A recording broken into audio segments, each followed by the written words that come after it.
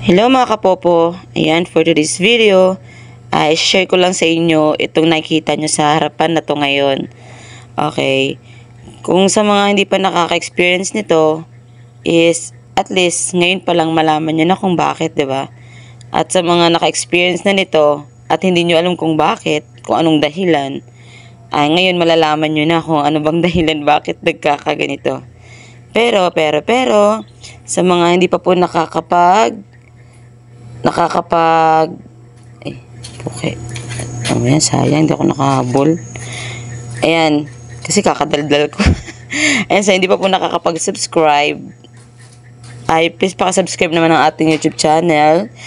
And click na rin po notification bell para po mas updated po tayo sa ating susunod na mga upload videos o yung mga updated videos dito sa ating Popo Livestream apps. Ayan, sige, ibalik ko lang sa screen yung yung picture. Kung bakit nga ba merong ganyan na nakalagay is yung yung in-off yung mic natin sa ating panel o yung sa inuupuan nating panel ng iba. Yun, bakit nga ba? Bakit ba in-off yung mic natin? Ibig sabihin nun, tinanggal ka sa position or sa tasking chair. Okay. Ano ba bang dahilan nila kung bakit ka tinanggal? May mga kanya-kanyang reason. Una, ayan. Siyempre, hindi ka nila member. Okay? Hindi ka part of the family. Hindi ka part ng agency nila. Hindi ka priority. Yun yung hindi ka talaga priority para makapagtas sa panel ng isang host or baka nga agent tong may-ari ng panel, di ba? Siyempre, mas priority nila yung member nila o yung ka-agency nila. Kasi may mga agency na pag umupo ka, okay lang kung kahit sino pa yan, kahit hindi pa nila ka-agency. Pero, siyempre, bilang leader ka sa isang agency or isa kang agent, kailangan i-priority mo yung member mo. Pati dito sa ganito sa Popo, no heart feeling. Kasi, di ba sports, kailangan sports ka dito. Hindi yung sabihin mong nakakainin sila. Pero normal lang makaramdam ka ng ganun. Kasi lalo na pag bago ka pa lang. Kasi nakaranas din ako ng ganun. Kaya yun, sinishare ko na lang din sa inyo kung anong feelings ba na makick ka or makick. Hindi pa pala kick yun. Kumbaga turn off ng mic lang yung nangyari sa akin ngayon. Kasi hindi ko sila ka-agency eh. Tapos may mga umupo ng mga ka-agency nila, kung mapapansin nyo pare-pareho sila ng logo, 'di ba? Oh, 'di ba?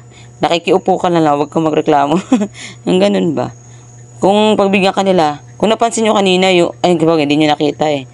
Nung kanina, wala pa yung iba nilang member, nakaupo ako doon. Napapakita ko sa inyo kung nakailang minutes ako ha. Or nakailang minutes. Wait lang, kunin ko lang yung box, sayang eh. Okay. Sayang yung ating box. 5 lang nga oh. Pakita ko sa inyo, dito nyo makikita yung sa reward eh. Pakita ko ha, yung nakaupo ako dyan kanina.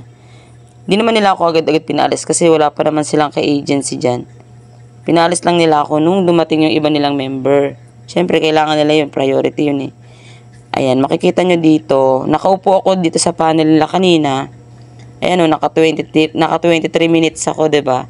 Ibig sabihin, nung di pa dumadating yung member nila, na mga ka-agency nila, hindi nila ako tinatanggal. Pero nung dumating yung mga ka-agency nila, syempre, priority nga, 'di ba? Okay, kailangan nila 'yon patapusin sa task nila. Ayun, no heart feeling. Bali-baliktad. Ayun, basta maintindihan nyo rin yan pag tumagal kayo at kung maging agent kayo, maintindihan nyo rin yan. Ayun, ano pa bang ibang dahilan kung bakit ako na turn off yung mic ko dyan or pinaalis ako sa pwesto. Kasi halos lahat. Pangit daw ako. Loko-loko to, mister ko. Pwede na rin. Hindi. Ayun nga, maliban sa hindi ka priority kasi hindi ka nga nila ka-agency, yung iba naman, tatanggalin ka nila lalo na pag napapansin nila na hindi ka nagbabagsak or hindi ka nagpe-play ng iba, yung mga ang tawag dito, wait lang. Limutan. Yan, yung mga lucky na mga sticker. Sticker ba tawag? Basta yung mga pang ano, yung mga pang, pang laro. Pag hindi ka nila napapansin na, sige ka lang tanggap ng tanggap, ganun.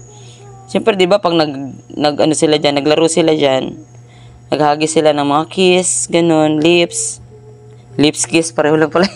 Mga kiss, rose, ganyan. Pag hindi ka nila, sige ka lang tanggap ng tanggap, siyempre, dadagdag yun sa points mo. Tapos, ikaw hindi ka nagdadagdag, mapapansin ka nila. Kaya, kahit pabalik-balik ka sa panel nila, pag nakita ka nila ng, sige lang to tanggap ng tanggap ha. Hindi naman to naghahagis. Di ba? Parang syempre, kaya ka nga nakikihagis para ka rin, makatanggap ka din kahit papaano. Di ba? Ganun din, kung gusto nyo umupo sa panel ng ibang host or para hindi ka ma-turn off, di ba? Maliban sa hindi ka priority dahil hindi ka member. Dahil napapansin siguro na hindi ka rin naghahagis. Tasking ka lang ng tasking, ganun. Pero ako minsan naghahagis din ako. Siyempre, naranasan ko rin naman yun. Lagi ko nararanasan yun pag, nung bago pa lang ako. Pero ngayon, pansinin nyo naman kasi mga ka-member nila yan. Kaya hindi ako nasaktan. Pati hindi naman ako na-kick. Kasi magkaiba yung na-turn off, iba yung kick. Pag na-experience ko yun, i-share ko sa inyo kung ano ba yung kick na yun. At sa mga naka-experience na ng kick, comment na lang kung na-experience nyo na yan para may idea yung iba, 'di ba? Ayun, yun lang. Marami pang reason yan kung bakit ka na-turn off. Okay?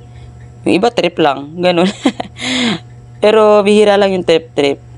Basta may mga reason sila kung bakit. Okay? Basta no hurt feelings. No hard feelings. Sport lang tayo dito sa Popo. Love your own. Ay, taray. Basta maintindihan nyo yan, basta tumagal kayo dito. At huwag nyo kalimutan mag-subscribe para ma-update kayo kasi maraming pagbabago dito sa Popo. Lahat ng mga mausisa ko dito, share ko talaga sa ating channel. Ayun, hanggang dito na lang. Na-share ko lang yung aking experience ngayon, nakakaloka. Pero okay lang. Sabi ko no hard feelings. Ayun, thank you for watching. See you on our next video tutorial. Sana abangan nyo. And thank you again for watching. Bye-bye!